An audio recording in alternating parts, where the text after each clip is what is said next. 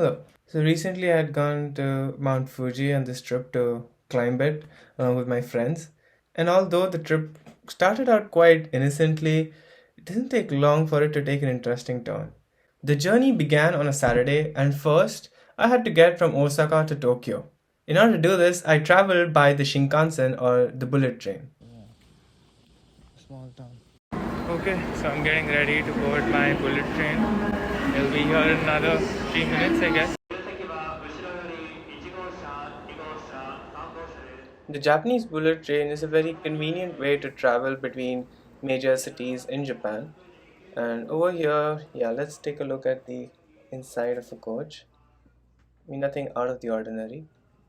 And at the top speed, they can travel above 250 kilometers per hour. I don't know if you can make it out through these clips. After reaching Tokyo, the next step was to go from Tokyo Shinjuku Station to the base point of the Mount Fuji climbing trail.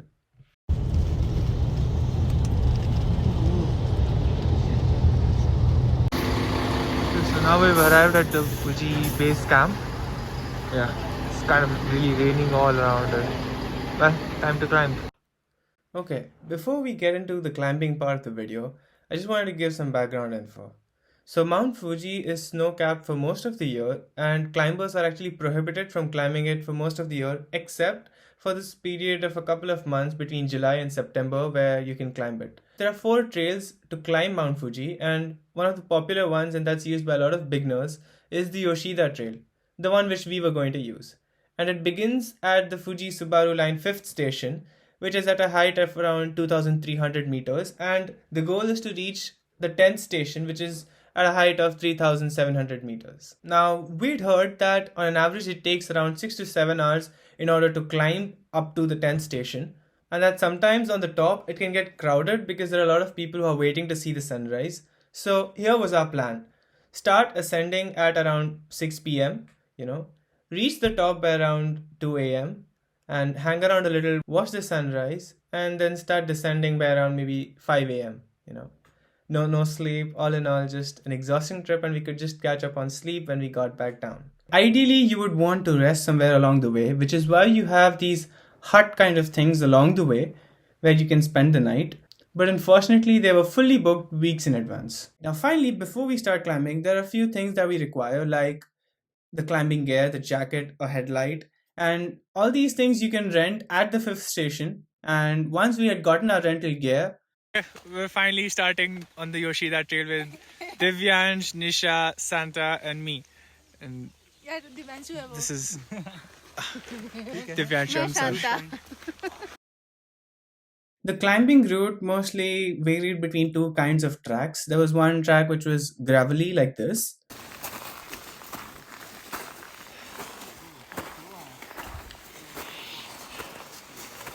and then there was the other kind of track where there were lots of rocks and it was kind of slippery and dangerous to climb these small sections.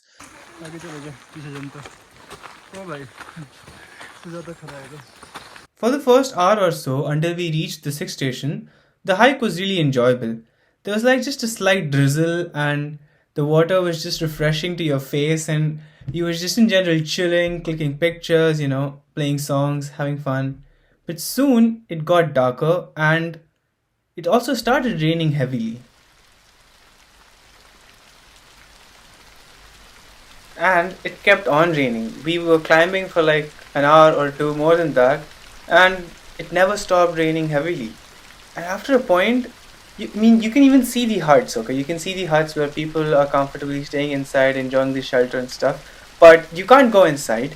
You're outside. There is no shelter outside. There's no way you can protect yourself from the rain except for like the jacket you have. But soon the jackets also proved to be not very useful. The rainwater was getting inside the jackets, and even the waterproof gloves that I had, water got inside those gloves, again rendering them useless. And at this point, it's gotten really cold as well. Dude, it's so cold. And this is where I made my first mistake. What was happening until now is that we would climb a little and then I'd wait for my friends to catch up and then we would climb again a little. In the period where I was waiting, my body temperature would reduce again and I'd end up feeling very cold.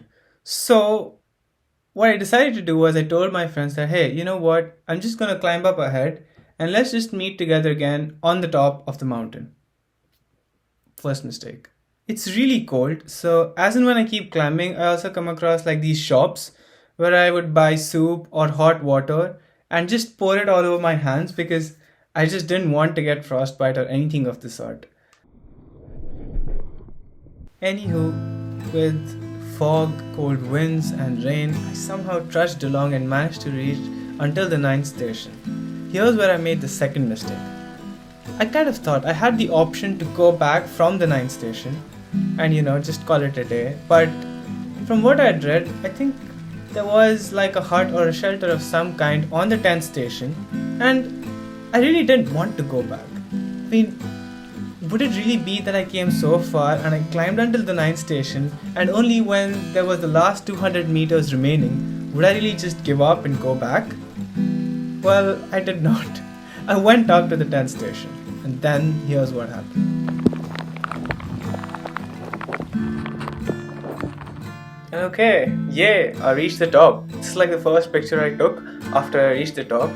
There's not a lot of footage to be found because I was running out of battery at this point and I really wanted to save some in case I need to make an emergency call or something like that. But I reached the top and there was a hut, but it was fully closed. So now here I was on the 10th station. Oh, and nobody else was there except for two more people who were also stuck there like me. Why were they stuck, do you ask? Well, it was so foggy that you could barely see anywhere, and you didn't really know what was the correct way to go down, and you couldn't go down the way you came up because it was really steep and you could just end up falling. So there I was, stuck, feeling really cold, and at one point I think my brain had had enough.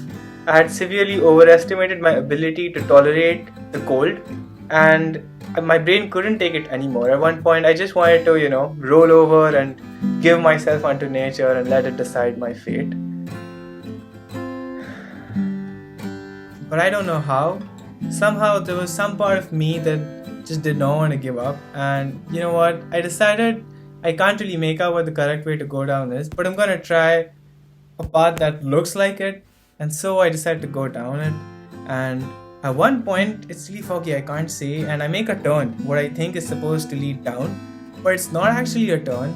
It's like the side of the cliff, like the side of the mountain. It's like the side of the mountain, and I fall down it. And at this point, I'm just panicking, and I cling on to the side of the mountain, and this is where the trekking pose really proved to be useful. I don't know how, but fortunately, another Japanese guy, he saw me over there, and he grabbed me up using the pole and grabbed me up to safety, and he saved my life. And we made it back to the top, and at this point there's me, there's this Japanese guy, and there are 4 other foreigners, and all of us are stuck and we're just waiting over there. And it's around 2 a.m. at this point, and the best plan that everyone had in their head at that point was to wait until 4:30 a.m. until the sun would come out. Hopefully the rain would have stopped by then and we could just then make our way down safely. And just when we were thinking all this, it also started to snow. I'd never seen snow before in my life, and I couldn't really afford to be excited because I was just scared. At this point, a frostbite would do. I just wanted to get back alive. And while I sat there, while we all sat there waiting, I thought to myself that it's still 2.5 hours away and I don't want to be in this cold. And all of us decided again that, we're going to take another shot at trying to go down the mountain, and we did it. And this time, fortunately, we found the right path and we began descending, and it wasn't long until, the temperature got back to like a tolerable level and the sun started coming out soon after another hour, and, there was still a long way to walk down, but we were just glad that we made it out alive. Yeah. And the descent is also longer than the ascending path, and at one point your knees will start paining, and this is where again the trekking pose proved to be useful. But I don't think any of us were complaining. All of us were just in that state where, of course, maybe our lives were not perfect or anything, but we were just happy to be alive. And I think that's one feeling that I probably won't forget for a long, long time.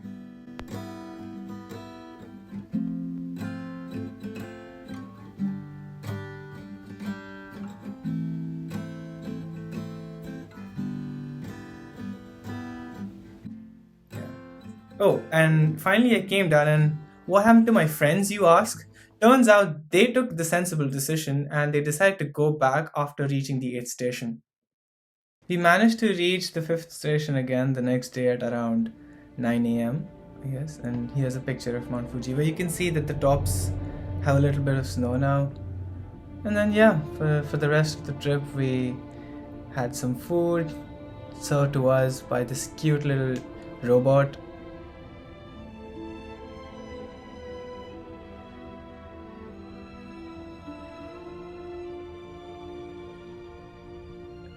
And then we proceed to roam around Kawaguchi Lake on our bicycles a little bit.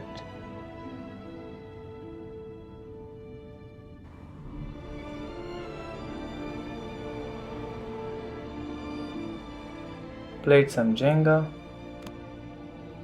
And yeah, that pretty much summed up the trip. I hope you had fun watching this and maybe you learned something from my experience. See you next time.